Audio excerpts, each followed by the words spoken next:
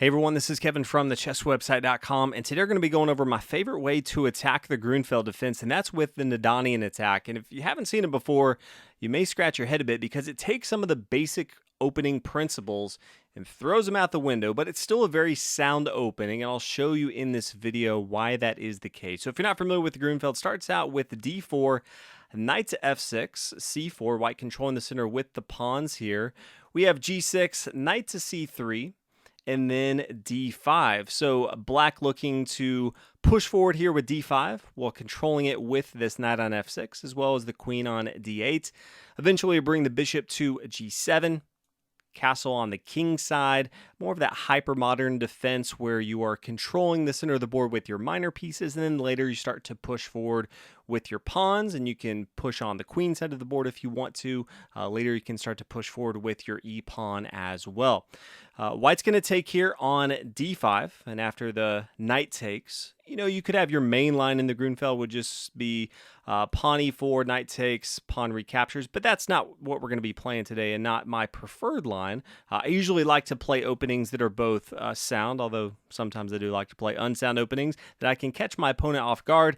And in the Nadanian Attack, we're looking to play the move knight to a4, completely throwing out two very key components in opening principles, and that one is don't move a piece twice if you don't have to. You want to get multiple pieces involved into the game. You don't just want to move one piece all around the board.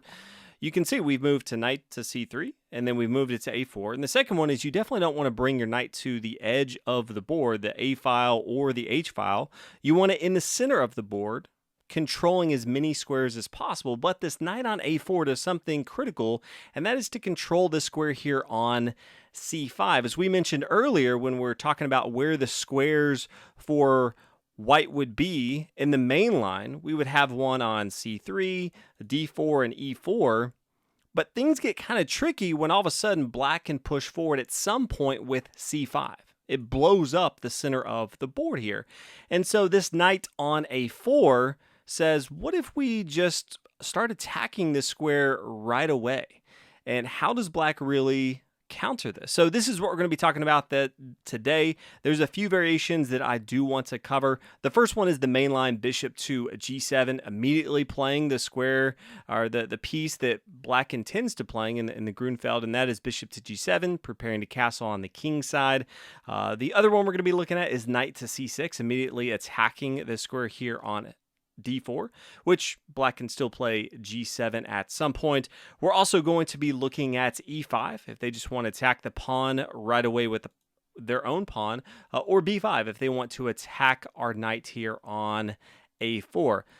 I will have a link in the description below if you want to ever click ahead, or if you ever come back to this video and you want to see any of those specific variations. Those are the four that we will be covering in this video. The first one is bishop here to g7, immediately attacking the pawn here on d4.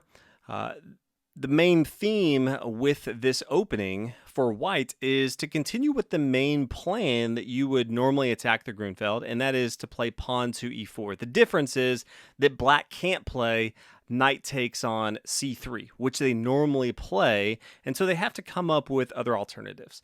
They could play knight to f6. You don't see this as often because people don't like to bring their knight back to the same square that it was. You could always push forward with knight to e5 if you wanted to. You just don't see it all that often. So you could see knight to b6, attacking the knight here on a4. Now bishop to e3. We do have the dark square bishop and the queen both eyeing down the square here on d4. So bishop to e3 makes a ton of sense here. And then from here, you could see lots of different options. You could see castle on the king side for black. That makes sense.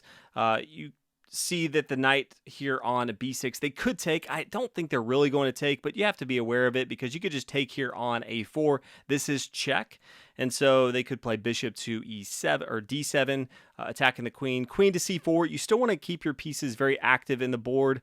So queen to c4 attacks the square here on f7. They could play e5 at this point if they wanted to. But now you could take, if they take here, you could play knight to f3, Normal development move, attacking the bishop. They could take down here on b2. Rook b1, bishop comes back, and then you take here on b7. So that's one option. They could also, instead of trying to just push forward on e5, castle on the king side of the board. But same thing, white's going to play knight to f3. Now if they push, it's even worse because the knight is here on f3. So I don't really think they're going to be taking with their knight on a4 before they castle on the king side. So they definitely could castle on the king side. I think that makes the most sense. Knight to f3, same thing as we've talked about before. Now if we start to look at it, maybe they do want to take this knight at some point. So they could play queen to d7, preparing to go ahead and take here since they're protecting it with their queen. But now we could just play knight to c5. Both attacking the queen here on d7 and also this pawn on b7, which kind of holds this bishop here on c8 for a while. They could bring their queen back to e8. You could play rook to c1. You always want to bring your rooks to open or semi-open files, which this C file is a semi-open file, so that's going to be a pretty good square for it. Another alternative is maybe bishop to g4, pinning down the knight here. So you have the queen, which they may think that you would have to recapture with your queen right here.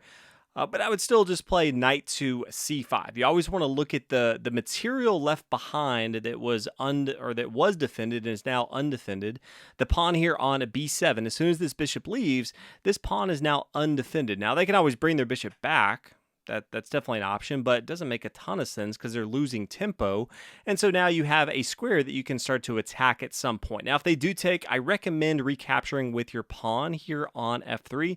You can still castle on the king side at some point, but this still solidifies the center of the board, and you do want to keep your queen and your bishop here on e3, protecting the square on d4. The next variation we're going to look at is knight to c6, normal development move from black, attacking the pawn here on d4. White's going to continue same plan, e4, attacking the knight. The knight's either going to come to b6 or it's going to come to f6. We'll look at both options. If they play f6, you have two options. If you don't like having fun, then you could always play e5. Pretty safe move. They played knight to d5. You played knight to f3. And then you question why you are playing moves that aren't fun. Instead, you're going to play the fun move, and that is d5. And the reason this is fun is it's a trap, because if your opponent looks at this long enough, it almost feels like, okay, you're attacking my knight here on c6, but if you take, what happens if they take here on e4?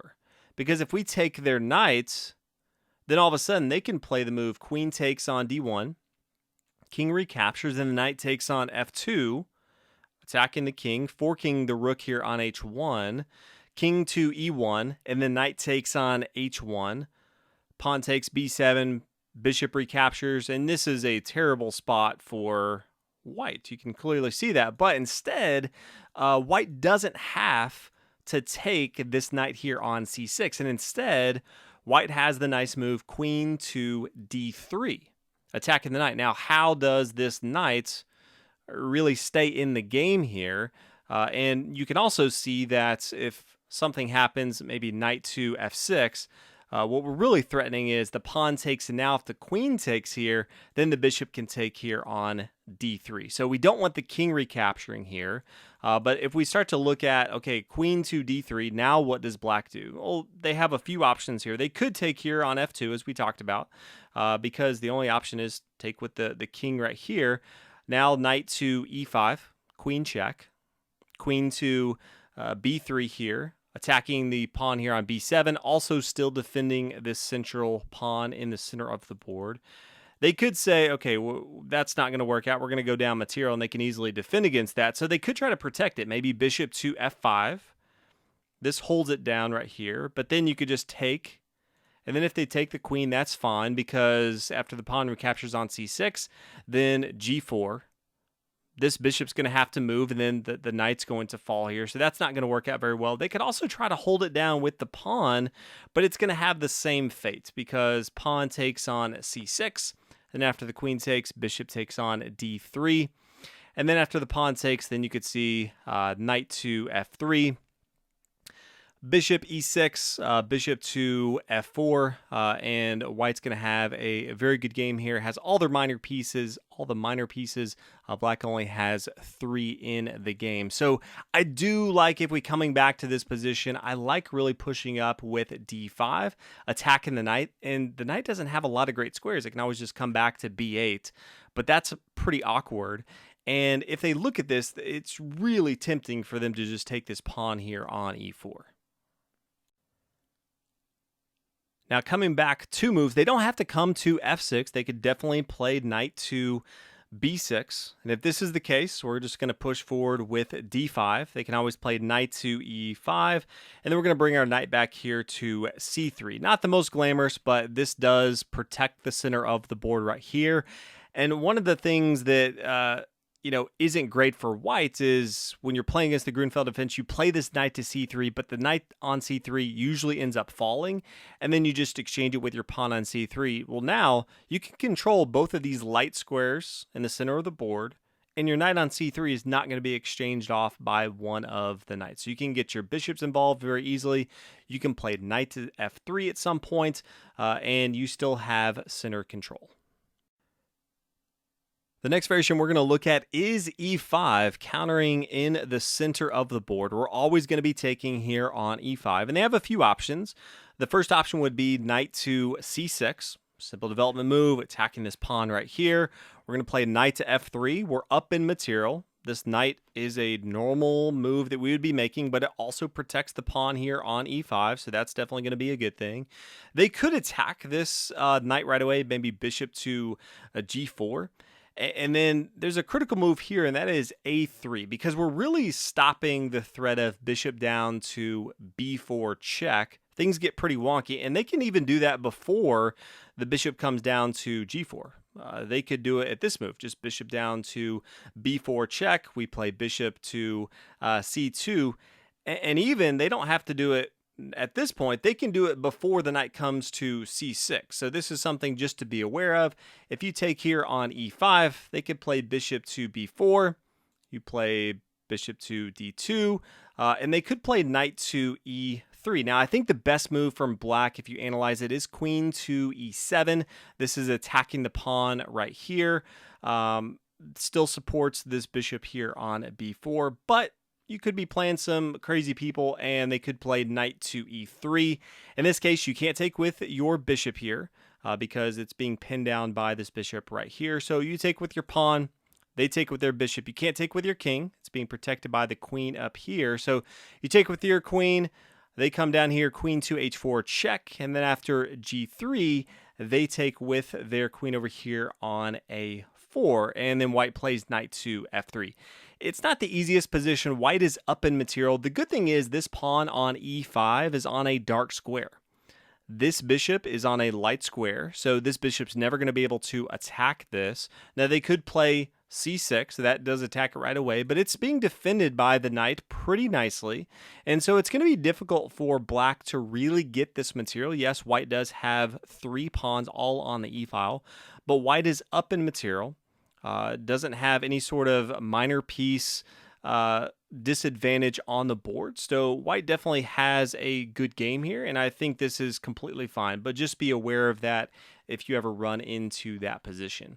Now, if they don't bring the bishop down to b4, they could also play bishop to g7. We already looked at knight to c6 attacking this pawn, but g7 is a common move in the Grunfeld Defense, so you could definitely see that as well. Just start attacking pieces. Pawn to e4, attacking the knight right here. Maybe knight comes back to b6. Queen takes on d8. After the exchange, queen to g5. Now you're starting to get material involved into the game. King to e8. Knight back here to c3, defending the central pawn. Bishop takes here on e5. Now knight to f3, just getting more material involved into the game. Yes, they can take this knight if they want to, but if they do, they will be able to attack an isolated pawn here, but also white now has the bishop pair. And so both sides equal in material, but in an open board state like this, I'm definitely taking the bishop pair from white. I think that's going to be the better option going into the middle and end game. The last variation we're going to look at is if they play pawn to b5. They may not know what you're doing if you play knight to a4. Kind of looks like you're a crazy person, so they could just start throwing all their material trying to see how they can get you in a tough position. Pawn to b5, but knight to c5 is a great little outpost. They have no pawns that can ever force this knight to move. And so how do they really respond here? Well, they could play bishop to g7, the main themes that they are used to playing. You're going to continue with this same theme that you're used to playing, and that is e4, attacking this knight right here. Maybe knight comes back here to b6, and then I recommend knight to f3. Yes, you could play bishop to b5, check. The problem is they can play c6 pretty easily. The bishop comes back, and then you're in a tough spot because queen takes on d4. If you take it, yes, their bishop recaptures, but you can see you've lost control of the center of the board. They're attacking your knight here on c5.